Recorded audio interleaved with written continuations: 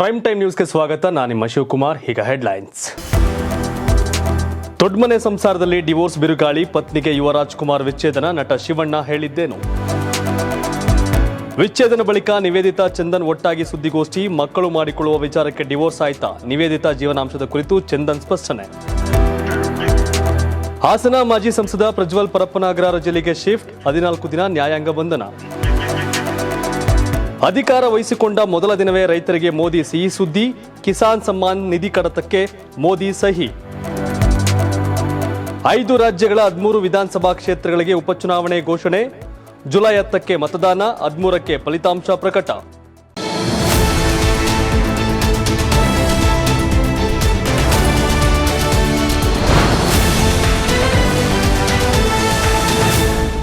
ದೊಡ್ಡಮನೆ ಕುಟುಂಬದಲ್ಲಿ ಡಿವೋರ್ಸ್ ಬಿರುಗಾಳಿ ಎದ್ದಿದೆ. ನಟ ಯುವ ತನ್ನ ಪತ್ನಿ ಶ್ರೀದೇವಿಗೆ ವಿಚ್ಛೇದನ ನೀಡಲು ಮುಂದಾಗಿದ್ದಾರೆ.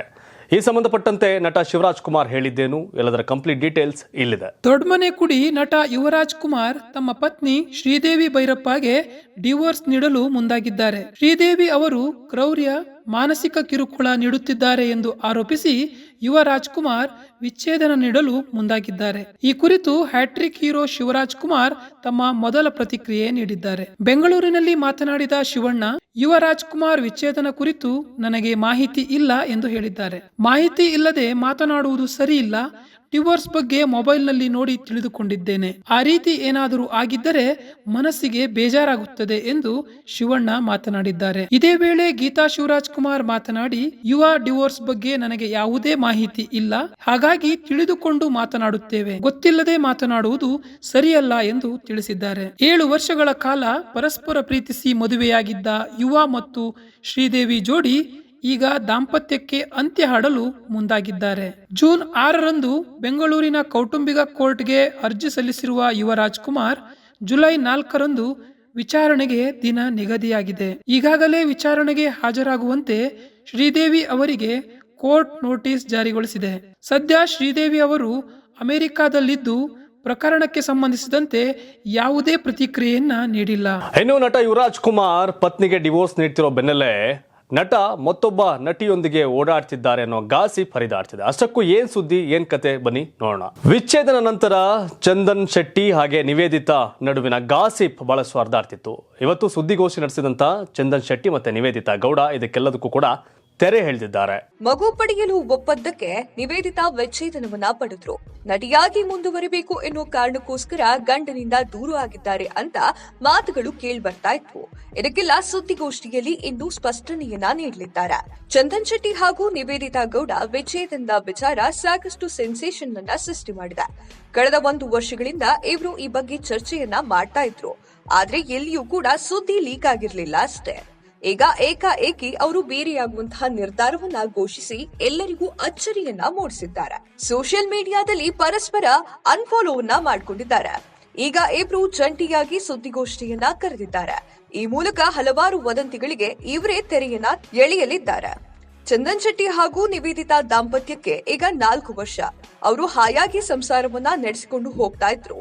ಆದ್ರೆ ಈಗ ಅವರು ಬೇರೆ ಆಗ್ತಾ ಇದ್ದಾರೆ. ಇದಕ್ಕೆ ಕಾರಣ ಕೂಡ ಇನ್ನೂ ಸ್ಪಷ್ಟವಾಗಿ ತಿಳಿತಾ ಇಲ್ಲ. ಈ ಮಧ್ಯೆ ಅವರು ಬೇರೆ ಆಗುತ್ತಿರುವ ಬಗ್ಗೆ ಸಾಕಷ್ಟು ವದಂತಿಗಳು ಹರಿದಾಡ್ತಾ ಇದ್ವು. ಮಗು ಪಡೆಯಲು ಒಪ್ಪಂದಕ್ಕೆ ನಿವೇದಿತಾ ವಿಚ್ಛೇದನವನ್ನ ಪಡೆದ್ರು. ನಟಿಯಾಗಿ ಮುಂದುವರಿಬೇಕು ಅನ್ನುವಂತಹ ಆಸೆಗೋಸ್ಕರ ಗಂಡನಿಂದ ದೂರ ಆಗ್ತಿದ್ದಾರೆ ಅನ್ನುವಂತಹ ಮಾತುಗಳು ಕೇಳ್ಬರ್ತಾ ಇತ್ತು. ಇದಕ್ಕೆಲ್ಲ ಸುದ್ದಿಗೋಷ್ಠಿಯಲ್ಲಿ ಇವರು ಸ್ಪಷ್ಟನೆಯನ್ನ ನೀಡಲಿದ್ದಾರೆ. ವಿಚ್ಛೇದನದ ಬಳಿಕ ಸಾಮಾನ್ಯವಾಗಿ ಒಬ್ಬರ ಮುಖ ಒಬ್ರು ನೋಡ್ಕೊಳ್ಳೋದಕ್ಕೂ ಕೂಡ ಇಷ್ಟಪಡೋದಿಲ್ಲ. ಅನೇಕ ಸೆಲೆಬ್ರಿಟಿಗಳು ಈ ರೀತಿ ನಡೆದುಕೊಳ್ತಾರೆ. ಆದರೆ ಚಂದನ್ ಹಾಗೂ ನಿವೇದಿತಾ ಈ ವಿಚಾರಗಳಲ್ಲಿ ಭಿನ್ನ ಎನಿಸಿಕೊಂಡಿದ್ದಾರೆ. ವಿಚ್ಛೇದನ ಪಡೆದ ಬಳಿಕ ಕೋರ್ಟ್ನಿಂದ ಹೊರಬರುವಾಗ ಅವರು ಕೈಯನ್ನ ಹಿಡಿದುಕೊಂಡು ಬಂದಿದ್ದಾರೆ. ಈ ಮೂಲಕ ಇವರ ಮಧ್ಯೆ ಒಳ್ಳೆಯ ಫ್ರೆಂಡ್ಶಿಪ್ ಇರುವುದು ತೋರುತ್ತದೆ. ಬೆಂಗಳೂರಿನ ಜಿಟಿ ಮಾಲ್ನಲ್ಲಿರುವಂತಹ ಎಂಬಿ ಲೆಗಸಿಯಲ್ಲಿ ಸುದ್ದಿಗೋಷ್ಠಿ ಆಯೋಜನೆಯನ್ನ ಮಾಡಲಾಗಿದೆ. ಮಧ್ಯಾಹ್ನ 3:30ಕ್ಕೆ ಸುದ್ದಿಗೋಷ್ಠಿ ಆರಂಭ ಆಗಲಿದೆ. ಈ ವೇಳೆ ಯಾವೆಲ್ಲ ವಿಚಾರಗಳನ್ನ ಮಾತನಾಡ್ತಾರೆ ಅನ್ನೋದನ್ನ ಕಾದು ನೋಡ್ಬೇಕಾಗಿದೆ. ಇನ್ನು ನಿವೇದಿತಾ ಚಂದನ್ ಶೆಟ್ಟಿ ಡಿವೋರ್ಸ್ ನ ನಂತರ 3ನೇ ವ್ಯಕ್ತಿ ಬಗ್ಗೆ ಚರ್ಚೆ ಆಗಿತ್ತು. ಈ ಸಂಬಂಧಪಟ್ಟಂತೆ ಕೂಡ ಚಂದನ್ ಗೌಡ ಮತ್ತೆ ನಿವೇದಿತಾ ಸ್ಪಷ್ಟನೆ ಕೊಟ್ಟಿದ್ದಾರೆ. ಅಷ್ಟಕ್ಕೂ ಅದೇನ್ ಸ್ಪಷ್ಟನೆ, ಬನ್ನಿ ನೋಡೋಣ. ಆ 3ನೇ ವ್ಯಕ್ತಿ ಕುರಿತು ನಿವೇದಿತಾ ಹೇಳಿದ್ದೇನು ಗೊತ್ತಾ? ಸ್ಯಾಂಡಲ್ವುಡ್ನ ಕ್ಯೂಟ್ ಜೋಡಿ ನಿವೇದಿತಾ ಗೌಡ ಹಾಗೂ ಚಂದನ್ ಶೆಟ್ಟಿ ವಿಚ್ಛೇದನ ಪಡೆದ ಬಳಿಕ ಇಬ್ಬರು ಜೊತೆಯಾಗಿ ಪತ್ರಿಕಾಗೋಷ್ಠಿಯನ್ನ ನಡೆಸುವ ಮೂಲಕ ಸೋಷಿಯಲ್ ಮೀಡಿಯಾಗಳಲ್ಲಿ ಹರಿದಾಡುತ್ತಿದ್ದ ಹಲವಾರು ಗಾಸಿಪ್ಗಳಿಗೆ ತೆರೆಯನ್ನ ಎಳೆದಿದ್ದಾರೆ. ಇಬ್ಬರ ಸಂಸಾರ ಹಾಳಾಗಲು ಮೂರನೇ ವ್ಯಕ್ತಿಯೇ ಕಾರಣ ಅಂತ ಸುದ್ದಿ ಫೇಸ್ಬುಕ್ ಸೇರಿದಂತೆ ಸೋಷಿಯಲ್ ಮೀಡಿಯಾಗಳಲ್ಲಿ ಹಲ್ಚಲ್ ಎಬ್ಬಿಸಿತ್ತು. ಇದು ನಿವೇದಿತಾ ಹಾಗೂ ಚಂದನ್ ಶೆಟ್ಟಿಗೂ ಕೂಡ ಬೇಸರವನ್ನ ತಂದಿತ್ತು. ಇದೇ ಕಾರಣಕ್ಕೆ ಮೀಡಿಯಾಗಳ ಮುಂದೆ ಬಂದು ಸ್ಪಷ್ಟನೆಯನ್ನ ನೀಡಿರುವಂತಹ ಸ್ಟಾರ್ ಜೋಡಿ ಮೂರನೇ ವ್ಯಕ್ತಿ ನಮ್ಮ ಸಂಸಾರದಲ್ಲಿ ಬಂದಿಲ್ಲ ಅಂತ ಸ್ಪಷ್ಟಪಡಿಸಿದ್ದಾರೆ. ಅದರಲ್ಲೂ ಮುಖ್ಯವಾಗಿ ಇಬ್ಬರು ಬೇರೆಯಾಗಲು ಸೃಜನ್ ಲೋಕೇಶ್ ಕಾರಣ ಅಂತ ಸದ್ದು ಮಾಡುತ್ತಿದ್ದ ಸುದ್ದಿಗೆ ಚಂದನ್ ಸ್ಪಷ್ಟನೆಯನ್ನ ನೀಡಿದ್ದಾರೆ. ನಮ್ಮ ಜೀವನ ಅಂತ್ಯವಾಗಲು ಯಾವುದೇ ಮೂರನೇ ವ್ಯಕ್ತಿ ಕಾರಣವಲ್ಲ, ನಾವಿಬ್ಬರು ಚರ್ಚಿಸಿಯೇ ವಿಚ್ಛೇದನ ಪಡೆದುಕೊಂಡಿದ್ದೇವೆ ಅಂತ ಹೇಳುವ ಮೂಲಕ ಸೋಷಿಯಲ್ ಮೀಡಿಯಾದಲ್ಲಿ ವೈರಲ್ ಆಗ್ತಿದ್ದ ವಿಡಿಯೋ ಸುಳ್ಳು ಅಂತ ಸ್ಪಷ್ಟಪಡಿಸಿದ್ದಾರೆ. ಈ ಬಗ್ಗೆ ಮಾತನಾಡಿದ ಚಂದನ್, ಮೂರನೇ ವ್ಯಕ್ತಿಯ ಜೊತೆಗೆ ನಿವೇದಿತಾ ಅವರ ಜೊತೆಗೆ ಸಂಬಂಧ ಕಲ್ಪಿಸುವುದು ನನಗೂ ಕೂಡ ತುಂಬಾ ಬೇಸರವನ್ನ ತಂದಿದೆ. ಯಾಕೆಂದರೆ ಆ ವ್ಯಕ್ತಿ ಮನೆಗೆ ನಾನು ಕೂಡ ಸಾಕಷ್ಟು ಬಾರಿ ಹೋಗಿದ್ದೇನೆ. ಅವರ ಮನೆಯಲ್ಲಿ ನಡೆಯುತ್ತಿದ್ದ ಸಮಾರಂಭಗಳಲ್ಲಿ ನಾನು ಕೂಡ ಭಾಗಿಯಾಗಿದ್ದೇನೆ. ಅವರು ತುಂಬಾ ಒಳ್ಳೆ ಫ್ಯಾಮಿಲಿ. ಅವರ ಮನೆಯ ಸಮಾರಂಭದಲ್ಲಿ ಭಾಗವಹಿಸುವುದು ನನಗೆ ಖುಷಿ ಕೂಡ ತಂದಿದೆ. ಆ ವ್ಯಕ್ತಿ ಜೊತೆಗೆ ಸಂಬಂಧ ಕಲ್ಪಿಸುವುದು ಸರಿಯಲ್ಲ. ಕನ್ನಡಿಗರಾಗಿ ನಿಮಗೆ ಅದು ಕೂಡ ಶೋಭೆ ತರುವುದಿಲ್ಲ ಅಂದಿದ್ದಾರೆ. ಈ ಬಗ್ಗೆ ನಿವೇದಿತಾ ಗೌಡ ಕೂಡ ಸ್ಪಷ್ಟನೆಯನ್ನ ನೀಡಿ, ಹೌದು, ನನಗೆ ಅದನ್ನ ನೋಡಿದ ಕ್ಷಣ ಬೇಜಾರಾಯ್ತು. ಚಂದನ್ ಹೇಳಿದ ಹಾಗೆ ನಾವೆಲ್ಲ ಫ್ಯಾಮಿಲಿ ಫ್ರೆಂಡ್ಸ್. ನಾವೆಲ್ಲ ಅವರ ಮನೆಗೆ ಹೋಗ್ತಾನೆ ಇರ್ತೇವೆ. ಏನಾದರೂ ಫಂಕ್ಷನ್ ಬಂದ್ರೆ ಎಲ್ಲರನ್ನ ಸೇರಿಸ್ತಾರೆ. ಅವರ ಫ್ಯಾಮಿಲಿ ಜೊತೆಗೆ ಒಳ್ಳೆಯ ಬಾಂಡಿಂಗ್ ಇದೆ. ಪ್ರತಿ ವರ್ಷವೂ ನಾವು ಅವರಿಗೆ ಬರ್ತ್ಡೇ ವಿಶ್ ಮಾಡ್ತೇವೆ. ಹಾಗೆ ಅವರು ಕೂಡ ಮಾಡ್ತಾರೆ. ಈ ವರ್ಷ ಯಾಕೆ ಹೀಗಾಯ್ತು ಗೊತ್ತಿಲ್ಲ. ತುಂಬಾ ತಪ್ಪಿದು. ಅವರಿಗೂ ಕೂಡ ಫ್ಯಾಮಿಲಿ ಇದೆ, ಮಕ್ಕಳಿದ್ದಾರೆ. ಪ್ಲೀಸ್ ಯಾರಿಗೂ ಹರ್ಟ್ ಮಾಡಬೇಡಿ. ಏನೋ ಒಂದು ಪೋಸ್ಟ್ ಹಾಕಿದ ಕ್ಷಣ, ಟ್ರೆಂಡಿಂಗ್ ಸಾಂಗ್ ಹಾಕಿದ ತಕ್ಷಣ ಲವ್ ಇದೆ ಅದು ಇದು ಅಂತ ತುಂಬಾ ಜನ ಅವರಿಗೆ ಬೇಕಾದ ರೀತಿಯಲ್ಲಿ ಪೋಸ್ಟ್ ಮಾಡ್ಕೊಳ್ತಾರೆ. ಇದು ನನಗೆ ತುಂಬಾ ನೋವನ್ನ ತಂದಿದೆ ಅಂತ ಬೇಸರವನ್ನ ವ್ಯಕ್ತಪಡಿಸಿದ್ದಾರೆ. ಮುಂದುವರೆದು ಮಾತನಾಡಿದ ನಿವೇದಿತಾ ಅವರು, ಈ ವಿಚಾರ ವೈರಲ್ ಆದ ತಕ್ಷಣ ನಾನು ಅವರಿಗೆ ಮತ್ತು ಅವರ ಹೆಂಡತಿಗೆ ಕಾಲ್ ಮಾಡಿ ಕೇಳಿದೆ, ಪ್ಲೀಸ್ ಬೇಜಾರ್ ಮಾಡ್ಕೊಳ್ಬೇಡಿ ಅಂತ. ಆಗ ಅವರು ತಲೆನೇ ಕೆಡಿಸ್ಕೊಳ್ಬೇಡ ಅಂತ ನನಗೆ ಸಮಾಧಾನ ಮಾಡಿದ್ದಾರೆ. ಅವರಿಬ್ಬರು ಕೂಡ ನನಗೆ ತುಂಬಾ ಸಪೋರ್ಟ್ ಮಾಡಿದ್ರು. ಬೇಸ್ಲೆಸ್ ಆಗಿ ಮಾತನಾಡಬೇಡಿ. ಇಲ್ದೇ ಇರೋದನ್ನ ಹೇಳಿದ್ರೆ ತುಂಬಾ ನೋವಾಗುತ್ತೆ. ಏನೂ ಕೂಡ ಗೊತ್ತಿಲ್ಲದೆ ಪೋಸ್ಟ್ ನೋಡಿಕೊಂಡು ಮಾತನಾಡುವುದು, ಈ ತರ ಮಾತನಾಡುವುದು ತುಂಬಾ ತಪ್ಪು. ಮನಸ್ಸಿಗೆ ಎಲ್ಲಿಲ್ಲದ ನೋವಾಗುತ್ತದೆ ಅಂತ ಹೇಳಿದ್ದಾರೆ. ಈ ಮೂಲಕ ಚಂದನ್ ಹಾಗೂ ನಿವೇದಿತಾ ಅವರು ತಮ್ಮ ವಿರುದ್ಧ ಕೇಳಿ ಬಂದಿದ್ದ ವದಂತಿಗೆ ತೆರೆಯನ್ನ ಎಳೆದಿದ್ದಾರೆ. ಅತ್ಯಾಚಾರ ಪ್ರಕರಣದ ಆರೋಪಿ ಮಾಜಿ ಸಂಸದ ಪ್ರಜ್ವಲ್ ರೇವಣ್ಣ ಇದೀಗ ಪರಪ್ಪನಗ್ರಹಾರ ಜೈಲಿಗೆ ಶಿಫ್ಟ್ ಆಗಿದ್ದಾರೆ. ಇನ್ನು 14 ದಿನಗಳ ಕಾಲ ಜೈಲಿನಲ್ಲಿ ಪ್ರಜ್ವಲ್ ರೇವಣ್ಣ ಇರಲಿದ್ದಾರೆ. ಲೈಂಗಿಕ ದೌರ್ಜನ್ಯ ಪ್ರಕರಣಕ್ಕೆ ಸಂಬಂಧಿಸಿದಂತೆ ಹಾಸನದ ಮಾಜಿ ಸಂಸದ ಪ್ರಜ್ವಲ್ ರೇವಣ್ಣ ಅವರಿಗೆ ನ್ಯಾಯಾಂಗ ಬಂಧನ ವಿಧಿಸಲಾಗಿದೆ. ಎಸ್ಐಟಿ ಕಸ್ಟಡಿ ಅವಧಿ ಮುಗಿದ ಹಿನ್ನೆಲೆ ಅವರನ್ನು ಕೋರ್ಟ್ಗೆ ಹಾಜರುಪಡಿಸಲಾಗಿತ್ತು. ಇದೀಗ ಬೆಂಗಳೂರಿನ 42ನೇ ಎಸಿಎಂ ನ್ಯಾಯಾಲಯವು ಜೂನ್ 24ರವರೆಗೆ ನ್ಯಾಯಾಂಗ ಬಂಧನವನ್ನ ವಿಧಿಸಿದೆ. ಪ್ರಜ್ವಲ್ ವಿರುದ್ಧ ಇನ್ನೂ 2 ಪ್ರಕರಣಗಳ ತನಿಖೆ ಬಾಕಿ ಇದ್ದ ಹಿನ್ನೆಲೆ ಪುನಃ ಕಸ್ಟಡಿಗೆ ಕೇಳುವ ಸಾಧ್ಯತೆ ಇದೆ ಎನ್ನಲಾಗಿತ್ತು. ಪ್ರತಿ ಪ್ರಕರಣದ ತನಿಖೆಯನ್ನ ಪ್ರತ್ಯೇಕವಾಗಿ ನಡೆಸುತ್ತಿರುವ ಎಸ್ಐಟಿ ಟೀಮ್ ಸದ್ಯ ಈಗ ಹೊಳೆನರಸೀಪುರ ಠಾಣೆ ಪ್ರಕರಣ ಸಂಬಂಧ ತನಿಖೆ ನಡೆಸುತ್ತಿತ್ತು. ಲೈಂಗಿಕ ದೌರ್ಜನ್ಯ ಮತ್ತು ಅತ್ಯಾಚಾರ ಸಂಬಂಧ ಕಳೆದ 14 ದಿನಗಳಿಂದ ಪ್ರಜ್ವಲ್ ವಿಚಾರಣೆ ನಡೆಸಲಾಗಿತ್ತು. ಇದೇ ವೇಳೆ ವೈದ್ಯಕೀಯ ಪರೀಕ್ಷೆ, ಧ್ವನಿ ಪರೀಕ್ಷೆ ಕೂಡ ನಡೆಸಲಾಗಿತ್ತು. ಬಳಿಕ ಕೃತ್ಯ ಎಸಗಿದ ಸ್ಥಳ ಮಹಜರು ಕೂಡ ನಡೆದಿತ್ತು. ಒಂದು ಪ್ರಕರಣದ ತನಿಖೆಯನ್ನ ಎಸ್ಐಟಿ ಬಹುತೇಕ ಪೂರ್ಣಗೊಳಿಸಿತ್ತು. ಮುಂದಿನ 2 ಪ್ರಕರಣಗಳ ತನಿಖೆ ಸಂಬಂಧ ಪ್ರತ್ಯೇಕವಾಗಿ ತನಿಖೆ ಶುರು ಮಾಡಲಿದೆ ಎಂದು ಮೂಲಗಳಿಂದ ಕೂಡ ತಿಳಿದು ಬಂದಿತ್ತು. ಆದರೆ ಇಂದು ಕೋರ್ಟ್ 14 ದಿನಗಳ ನ್ಯಾಯಾಂಗ ಬಂಧನಕ್ಕೆ ಪ್ರಜ್ವಲ್ ರನ್ನ ಒಪ್ಪಿಸಿದೆ. ಪುತ್ರನ ಸೋಲಿನ ನಂತರ ಸಚಿವೆ ಲಕ್ಷ್ಮೀ ಹೆಬ್ಬಾಳ್ಕರ್ ಮುಖ್ಯಮಂತ್ರಿ ಸಿದ್ದರಾಮಯ್ಯ ಅವರನ್ನ ಭೇಟಿಯಾಗಿದ್ದಾರೆ. ಈ ವೇಳೆ ಮುಖ್ಯಮಂತ್ರಿ ಸಿದ್ದರಾಮಯ್ಯ ಸಚಿವೆ ಲಕ್ಷ್ಮೀ ಹೆಬ್ಬಾಳ್ಕರ್ ಬಳಿ ಕ್ಷಮೆ ಯಾಚನೆ ಮಾಡಿದ್ದಾರೆ. ಅಷ್ಟಕ್ಕೂ ಸಿಎಂ ಕ್ಷಮೆ ಯಾಚನೆ ಮಾಡಿದ್ಯಾಕೆ, ಏನ್ ಸ್ಟೋರಿ, ಬನ್ನಿ ನೋಡೋಣ. ಸಚಿವೆ ಲಕ್ಷ್ಮೀ ಹೆಬ್ಬಾಳ್ಕರ್ಗೆ ಕ್ಷಮೆ ಕೇಳಿದ ಸಿಎಂ. ಬೆಳಗಾವಿ ಲೋಕಸಭಾ ಕ್ಷೇತ್ರದಿಂದ ಕಾಂಗ್ರೆಸ್ನ ಅಭ್ಯರ್ಥಿಯಾಗಿ ಸ್ಪರ್ಧೆ ಮಾಡಿದ್ದ ಸಚಿವೆ ಲಕ್ಷ್ಮೀ ಹೆಬ್ಬಾಳ್ಕರ್ ಅವರ ಪುತ್ರ ಮೃಣಾಲ್ ಹೆಬ್ಬಾಳ್ಕರ್ ಸೋಲನ್ನ ಕಂಡಿದ್ದು ಗೊತ್ತೇ ಇದೆ. ಇದರ ಬೆನ್ನಲ್ಲೇ ಮಗನ ಸೋಲಿನ ಬೇಸರದಲ್ಲಿ ಇದ್ದ ಲಕ್ಷ್ಮೀ ಹೆಬ್ಬಾಳ್ಕರ್ಗೆ ಸಿಎಂ ಸಿದ್ದರಾಮಯ್ಯ ಅವರು ಕ್ಷಮೆಯನ್ನ ಕೇಳಿದ್ದಾರೆ. ಸಚಿವರಾದ ಲಕ್ಷ್ಮೀ ಹೆಬ್ಬಾಳ್ಕರ್, ಸತೀಶ್ ಜಾರಕಿಹೊಳಿ ಹಾಗೂ ಚಿಕ್ಕೋಡಿ ಸಂಸದೆ ಪ್ರಿಯಾಂಕಾ ಜಾರಕಿಹೊಳಿ ಅವರು ಇಂದು ಬೆಂಗಳೂರಿನಲ್ಲಿ ಸಿಎಂ ಸಿದ್ದರಾಮಯ್ಯ ಅವರ ಭೇಟಿಗೆ ಆಗಮಿಸುತ್ತಿದ್ರು.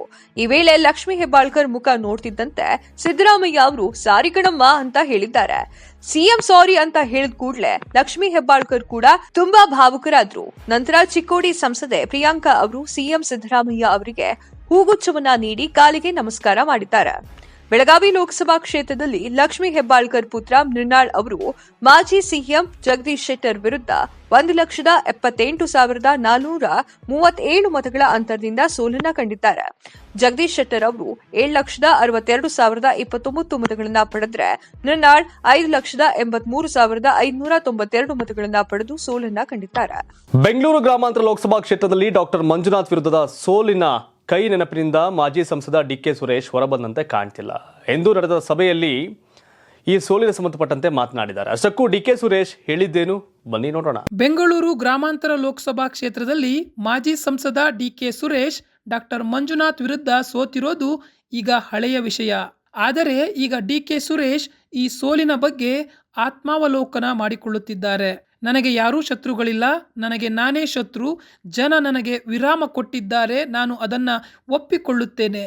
ಈ ಸೋಲು ನನ್ನ ವೈಯಕ್ತಿಕ ಸೋಲು, ಇದಕ್ಕೆ ನಾನೇ ಹೊಣೆ ಎಂದು ಡಿಕೆ ಸುರೇಶ್ ಹೇಳಿದ್ದಾರೆ. ಕನಕಪುರದಲ್ಲಿ ಸೋಮವಾರ ಆಯೋಜಿಸಿದ್ದ ಮತದಾರರ ಕೃತಜ್ಞತಾ ಸಭೆಯನ್ನ ಉದ್ದೇಶಿಸಿ ಮಾತನಾಡಿದ ಡಿಕೆ ಸುರೇಶ್, ಕಳೆದ 10 ವರ್ಷ 8 ತಿಂಗಳ ಕಾಲ ಈ ಕ್ಷೇತ್ರದಲ್ಲಿ ಕೆಲಸ ಮಾಡಿದ್ದೇನೆ. ಎಲ್ಲರೂ ಸಹಕಾರ ಮತ್ತು ಪ್ರೋತ್ಸಾಹ ಕೊಟ್ಟಿದ್ದಾರೆ. ನಾನು ರಾಜಕೀಯಕ್ಕೆ ಬರಬೇಕು ಅಂತ ಬಂದವನಲ್ಲ, ರಾಜಕೀಯ ಆಸಕ್ತಿಯೂ ಕೂಡ ನನಗಿರಲಿಲ್ಲ. ಆದರೆ ಉಪಚುನಾವಣೆಯಲ್ಲಿ ರಾಜ್ಯದ ನಾಯಕರು ಮತ್ತು ಮುಖಂಡರು ಚುನಾವಣೆ ಮಾಡಿ ಗೆಲ್ಲಿಸಿದರು ಎಂದು ಮಾತನಾಡಿದ್ದಾರೆ. ನನಗೆ ರಾಜಕೀಯ ಆಸಕ್ತಿ ಇರಲಿಲ್ಲ, ರಾಜ್ಯದ ನಾಯಕರ ಒತ್ತಾಯದ ಮೇರೆಗೆ ರಾಜಕಾರಣಕ್ಕೆ ಬಂದು ಗೆದ್ದೆ. ಆದರೆ ಈಗ ಸೋತಿದ್ದೇನೆ, ಈ ಸೋಲನ್ನ ಸಂತೋಷದಿಂದ ಒಪ್ಪಿದ್ದೇನೆ, ಜನರ ತೀರ್ಪನ್ನ ಗೌರವಿಸುತ್ತೇನೆ ಎಂದು ಹೇಳಿದ್ದಾರೆ. ಇದುವರೆಗೆ 3 ಲೋಕಸಭಾ ಚುನಾವಣೆಯಲ್ಲಿ ನಾನು ಗೆದ್ದು ಕ್ಷೇತ್ರದ ಜನರ ಸೇವೆ ಮಾಡಿದ್ದೇನೆ. ನಾನು ಸಂಸದನಾಗಿದ್ದಾಗ ಪ್ರಾಮಾಣಿಕವಾಗಿ ಜಿಲ್ಲೆಯ ಅಭಿವೃದ್ಧಿಗೆ ಕೆಲಸ ಮಾಡಿದ್ದೇನೆ. ಕೇಂದ್ರ ರಾಜ್ಯ ಸರ್ಕಾರಗಳ ಕಾರ್ಯಕ್ರಮಗಳನ್ನ ಮನೆ ಮನೆಗೆ ತಲುಪಿಸುವ ಕೆಲಸ ಮಾಡಿದ್ದೇನೆ. ನಾನು ಮಾಡಿದ ಕೆಲಸ ಕಾರ್ಯಗಳನ್ನ ಜನರ ಮುಂದಿಟ್ಟು ಚುನಾವಣೆಗೆ ಹೋದೆ. ಕನ್ನಡಿಗರ ಪರವಾಗಿ ಗಟ್ಟಿ ಧ್ವನಿ ಎತ್ತಿ ಟೀಕೆಗೂ ಒಳಗಾದೆ. ಕರ್ನಾಟಕದ ತೆರಿಗೆ ಹಣದ ವಿಚಾರವಾಗಿ ಹೋರಾಟ ಮಾಡಿದೆ. ನಾನು ಮತ ಕೇಳುವ ಸಂದರ್ಭದಲ್ಲಿ ನನ್ನ ಕೆಲಸಕ್ಕೆ ಕೂಲಿ ಕೊಡಿ ಅಂತ ಚುನಾವಣೆಗೆ ಬಂದೆ. ಆದರೆ ಜನ ಅದನ್ನ ತಿರಸ್ಕಾರ ಮಾಡಿದ್ದಾರೆ ಎಂದು ಸುರೇಶ್ ಹೇಳುತ್ತಾ ಭಾವುಕರಾದರು. ಇದು ಬಿಜೆಪಿ ಜೆಡಿಎಸ್ ಗೆಲುವಲ್ಲ, ಇದು ಜಾತಿ ಧರ್ಮ ಭಾವನೆ ಅಸೂಯೆಯ ಗೆಲುವು. ರಾಜಕಾರಣದಲ್ಲಿ ಜಾತಿ ಧರ್ಮ ಇಷ್ಟೊಂದು ಪ್ರಮುಖ ಆಗುತ್ತೆ ಅಂತ ಅಂದುಕೊಂಡಿರಲಿಲ್ಲ. ರಾಜಕೀಯ ಜೀವನದಲ್ಲಿ ನಾನು ಬದುಕಬೇಕು, ಬಾಳಬೇಕು, ನನ್ನ ಕೆಲಸನೂ ನೀವು ನೋಡಬೇಕು. ಯಾರ್ಯಾರು ಏನೆಲ್ಲ ಮಾಡಿದ್ದಾರೆ ಅನ್ನೋದನ್ನ ದೇವರು ನೋಡ್ಕೋತಾನೆ ಎಂದು ಖಡಕ್ ಆಗಿ ಸುರೇಶ್ ಹೇಳಿದ್ದಾರೆ. ಅಂತಿಮವಾಗಿ ತಮ್ಮ ಮತದಾರರಿಗೆ ಸುರೇಶ್ ಕೃತಜ್ಞತೆಯನ್ನ ಸಲ್ಲಿಸಿದರು. 3ನೇ ಬಾರಿ ಪ್ರಧಾನಿಯಾಗಿ ಅಧಿಕಾರ ಸ್ವೀಕಾರ ಮಾಡಿದಂತ ನರೇಂದ್ರ ಮೋದಿ ಅವರು ರೈತರಿಗೆ ಮೊದಲ ದಿನವೇ ಖುಷಿ ಸುದ್ದಿಯನ್ನ ಕೊಟ್ಟಿದ್ದಾರೆ. ಅಷ್ಟಕ್ಕೂ ಆ ಖುಷಿ ಸುದ್ದಿ ಏನು ಬನ್ನಿ ನೋಡೋಣ. ರೈತರಿಗೆ ಮೋದಿ ಸಿಹಿ ಸುದ್ದಿ, ಬ್ಯಾಂಕ್ ಖಾತೆಗೆ 2,000 ರೂಪಾಯಿ. 3ನೇ ಬಾರಿಗೆ ಪ್ರಧಾನಿ ಪಟ್ಟವನ್ನ ಅಲಂಕರಿಸಿದ 24 ಗಂಟೆಯ ಒಳಗಡೆ ನರೇಂದ್ರ ಮೋದಿ ಅವರು ದೇಶದ ರೈತರಿಗೆ ಭರ್ಜರಿ ಗುಡ್ ನ್ಯೂಸ್ ಅನ್ನ ನೀಡಿದ್ದಾರೆ. ಕಿಸಾನ್ ಸನ್ಮಾನ್ ನಿಧಿಯ ಕಂತು ಬಿಡುಗಡೆ ಮಾಡುವ ಕಡತಕ್ಕೆ ಮೋದಿ ಅವರು ಸಹಿಯನ್ನ ಹಾಕಿದ್ದಾರೆ. ಪ್ರಧಾನ ಮಂತ್ರಿ ಕಿಸಾನ್ ನಿಧಿಯು 17ನೇ ಕಂತನ್ನ ಬಿಡುಗಡೆ ಮಾಡುವ ಕಡತಕ್ಕೆ ಮೋದಿ ಸಹಿಯನ್ನ ಹಾಕಿದ್ದು ರೈತರ ಖಾತೆಗೆ 2,000 ರೂಪಾಯಿ ಜಮಾವನ್ನ ಮಾಡಿದೆ. ಅಂದಾಜು 20,000 ಕೋಟಿ ರೂಪಾಯಿ ರೈತರ ಕಲ್ಯಾಣಕ್ಕೆ ಉಪಯೋಗವಾಗಲಿದೆ. ಕಡತಕ್ಕೆ ಸಹಿ ಹಾಕಿದ ನಂತರ ಮಾತನಾಡಿದ ಮೋದಿಯವರು, ರೈತರ ಕಲ್ಯಾಣಕ್ಕೆ ನಾನು ಬದ್ಧನಾಗಿದ್ದೇನೆ. ರೈತರ ಕಲ್ಯಾಣಕ್ಕಾಗಿ ಸಾಧ್ಯವಾದಷ್ಟು ಕೆಲಸವನ್ನ ಮಾಡಬೇಕು ಎಂದುಕೊಂಡಿದ್ದೇನೆ. ನಮ್ಮ ಸರ್ಕಾರ ಈ ನಿಟ್ಟಿನಲ್ಲಿ ನಿರಂತರವಾಗಿ ಕೆಲಸವನ್ನ ಮಾಡ್ತಾ ಇದೆ ಮತ್ತು ಅದನ್ನ ಮುಂದುವರಿಕೆ ಮಾಡಿಕೊಂಡು ಹೋಗ್ತೀವಿ ಅಂತ ಭರವಸೆಯನ್ನ ನೀಡಿದ್ದಾರೆ. ಕಳೆದ ಫೆಬ್ರವರಿ ತಿಂಗಳಲ್ಲಿ ದೇಶದ ಕೋಟ್ಯಾಂತರ ರೈತರಿಗೆ 16 ಕಂತಿನ ಕಿಸಾನ್ ಸನ್ಮಾನ್ ನಿಧಿಯ ಹಣ ಬಿಡುಗಡೆಯಾಗಿತ್ತು. ಪ್ರಧಾನ ಮಂತ್ರಿ ಕಿಸಾನ್ ಸನ್ಮಾನ್ ನಿಧಿ ಯೋಜನೆ ಅಡಿ ರೈತರಿಗೆ ವರ್ಷಕ್ಕೆ 6,000 ನೀಡಲಾಗ್ತಾ ಇದೆ. ಪ್ರಧಾನಿ ಪಟ್ಟವನ್ನು ಅಲಂಕರಿಸಿದ ನರೇಂದ್ರ ಮೋದಿ ಅವರ ತಿಂಗಳ ಸಂಬಳ ಎಷ್ಟು ಲಕ್ಷ, ಏನೇನು ಅವರಿಗೆ ಲಾಭಗಳಿದೆ ಆ ಹುದ್ದೆಯಲ್ಲಿ, ಎಲ್ಲದ ಕಂಪ್ಲೀಟ್ ಮಾಹಿತಿ ಇಲ್ಲಿದೆ ನೋಡಿ. ಪ್ರಧಾನಿ ನರೇಂದ್ರ ಮೋದಿ 3ನೇ ಬಾರಿಗೆ ಅಧಿಕಾರವನ್ನು ವಹಿಸಿಕೊಂಡಿದ್ದಾರೆ. ರಾಷ್ಟ್ರಭವನದ ಹೊರಗಡೆ ನಡೆದ ಸಮಾರಂಭದಲ್ಲಿ ರಾಷ್ಟ್ರಪತಿ ದ್ರೌಪದಿ ಮುರ್ಮು ಅವರು ಮೋದಿ ಅವರಿಗೆ ಪ್ರಮಾಣ ವಚನವನ್ನ ಬೋಧನೆ ಕೂಡ ಮಾಡಿದ್ರು. ಆದ್ರೆ ಮೋದಿ ಅವರ ತಿಂಗಳ ಸ್ಯಾಲರಿ ಎಷ್ಟು, ಅವರಿಗೆ ಯಾವ ಯಾವ ಭತ್ಯೆ ನೀಡಲಾಗುತ್ತದೆ ಅನ್ನುವಂತಹ ಕುತೂಹಲ ಪ್ರತಿಯೊಬ್ಬರಿಗೂ ಇದ್ದೇ ಇರುತ್ತೆ. ಈ ಕುರಿತಾದ ಮಾಹಿತಿಯನ್ನ ತೋರಿಸ್ತೀವಿ ನೋಡಿ. ಪ್ರಧಾನಿ ಮೋದಿ ಅವರ ತಿಂಗಳ ವೇತನ 1.66 ಲಕ್ಷ ರೂಪಾಯಿ. ಒಂದು ವರ್ಷಕ್ಕೆ 19.20 ಲಕ್ಷ ರೂಪಾಯಿ ಸ್ಯಾಲರಿಯನ್ನ ಪಡೀತಾರೆ. ಮೋದಿ ಅವರು ಪ್ರತಿ ತಿಂಗಳ ಸಂಬಳದಲ್ಲಿ 50,000 ರೂಪಾಯಿ ಫಿಕ್ಸೆಡ್ ಸ್ಯಾಲರಿಯಾಗಿ ನೀಡಲಾಗುತ್ತೆ. ಇತರ ಭತ್ಯೆಗಾಗಿ 6,000, ಸಂಸದರ ಭತ್ಯೆ 3,000, ಪ್ರಧಾನ ಮಂತ್ರಿ ತಮ್ಮ ಕಾರ್ಯಾಲಯದ ಹೊರಭಾಗದಲ್ಲಿ ಕೆಲಸವನ್ನ ಮಾಡಿದ್ರೆ ಪ್ರತಿ ದಿನದ ವೆಚ್ಚ 3,000ವನ್ನ ಪಡೀತಾರೆ. ಈ ಭತ್ಯೆಯನ್ನ ಒಟ್ಟುಗೂಡಿಸಿದರೆ ತಿಂಗಳಿಗೆ 90,000 ರೂಪಾಯಿ ಆಗುತ್ತೆ. ಹೀಗಾಗಿ ಪ್ರಧಾನ ಮಂತ್ರಿ ಫಿಕ್ಸೆಡ್ ಭತ್ಯೆ, ಸಂಸದರ ಭತ್ಯೆ ಸೇರಿದಂತೆ ಒಟ್ಟು 1.66 ಲಕ್ಷ ರೂಪಾಯಿ ತಿಂಗಳ ವೇತನವಾಗಿ 1.66 ಲಕ್ಷ ರೂಪಾಯಿಯನ್ನ ನೀಡಲಾಗುತ್ತೆ. ವೇತನದ ಜೊತೆಗೆ ಮೋದಿ ಅವರು ಹಲವಾರು ರೀತಿಯ ಸೌಲಭ್ಯವನ್ನ ಪಡೆಯಲಿದ್ದಾರೆ. ಪ್ರಧಾನಿಗೆ ಬಾಡಿಗೆ ರಹಿತ ಐಷಾರಾಮಿ ಅಧಿಕೃತ ಮನೆಯನ್ನ ನೀಡಲಾಗುತ್ತೆ. 7 RCR ಅಂತ ಖ್ಯಾತಿಗೊಂಡಿರುವ ಭಾರತದ ಪ್ರಧಾನಿ ಮನೆ 7 ರೇಸ್ ಕೋರ್ಸ್ ರಸ್ತೆ ನವದೆಹಲಿಯಲ್ಲಿದೆ. ಇನ್ನು ಪ್ರಧಾನಿಗಳ ಪ್ರಯಾಣಕ್ಕೆ ವಿಶೇಷ ಭದ್ರತೆಯನ್ನು ಒಳಗೊಂಡಿರುವಂತಹ ವಾಹನವನ್ನ ನೀಡಲಾಗುತ್ತೆ. ಜೊತೆಗೆ ಪ್ರಧಾನಿಗೆ ವಿಮಾನ, ಹೆಲಿಕಾಪ್ಟರ್ ಪ್ರಯಾಣದ ಸೌಲಭ್ಯವನ್ನು ಕೂಡ ನೀಡಲಾಗುತ್ತೆ. ಪ್ರಧಾನಿಯ ಅಧಿಕೃತ ವಿಮಾನ ಏರ್ ಇಂಡಿಯಾ 1 ವಿಶೇಷವಾಗಿ ವಿನ್ಯಾಸ ಮಾಡಲಾಗಿದೆ. ವೈದ್ಯಕೀಯ ಸೌಲಭ್ಯ ಸಂಪೂರ್ಣವಾಗಿ ಉಚಿತವಾಗಿರುತ್ತೆ. ದಿನದ 24 ಗಂಟೆಯೂ ಪ್ರಧಾನಿಗೆ ವೈದ್ಯಕೀಯ ಸೌಲಭ್ಯ, ವೈದ್ಯರ ತಂಡ ಲಭ್ಯವಿರುತ್ತದೆ. ಇನ್ನು ಪ್ರಧಾನಿ ಕುಟುಂಬಕ್ಕೂ ಉಚಿತ ವೈದ್ಯಕೀಯ ಸೌಲಭ್ಯವಿದೆ. ಇನ್ನು ಪ್ರಧಾನಿಗಳಿಗೆ ಪಿಂಚಣಿ ಸೌಲಭ್ಯವೂ ಲಭ್ಯವಾಗಿದೆ. ಸುದೀರ್ಘ ಸೇವೆಯ ಬಳಿಕ ನಿವೃತ್ತಿಯಾದಾಗ ಮಾಜಿ ಪ್ರಧಾನಿಗೆ ಪಿಂಚಣಿ ಸೌಲಭ್ಯವೂ ಕೂಡ ನೀಡಲಾಗುತ್ತೆ. ದೇಶದ 7 ರಾಜ್ಯಗಳ 13 ವಿಧಾನಸಭಾ ಕ್ಷೇತ್ರಗಳಿಗೆ ಉಪಚುನಾವಣೆ ಘೋಷಣೆ ಆಗಿದೆ. ಅಷ್ಟಕ್ಕೂ ಯಾವ್ಯಾವ ರಾಜ್ಯದಲ್ಲಿ ಯಾವ್ಯಾವ ಕ್ಷೇತ್ರಗಳಿಗೆ ಅನ್ನೋ ಮಾಹಿತಿ ಇಲ್ಲಿದೆ. ಉಪಚುನಾವಣೆಯ ದಿನಾಂಕ ಘೋಷಣೆ. 7 ರಾಜ್ಯಗಳ 13 ವಿಧಾನಸಭಾ ಕ್ಷೇತ್ರಗಳಿಗೆ ಉಪಚುನಾವಣಾ ದಿನಾಂಕವನ್ನ ಕೇಂದ್ರ ಚುನಾವಣಾ ಆಯೋಗ ಘೋಷಣೆಯನ್ನ ಮಾಡಿದೆ. ಜುಲೈ 10ರಂದು ಉಪಚುನಾವಣೆ ನಡೆಯಲಿದ್ದು, ಜುಲೈ 13ರಂದು ಫಲಿತಾಂಶ ಪ್ರಕಟಣೆಯಾಗಲಿದೆ.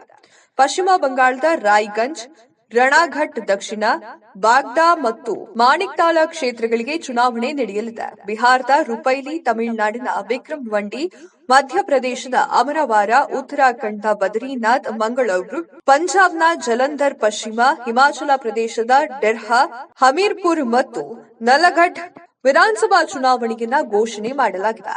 ಜೂನ್ 14ರಂದು ಚುನಾವಣಾ ಅಧಿಸೂಚನೆ ಹೊರಬೀಳಲಿದ್ದು, ಜೂನ್ 21ರಂದು ನಾಮಪತ್ರ ಸಲ್ಲಿಕೆಯ ಕೊನೆ ದಿನಾಂಕವಾಗಿದೆ.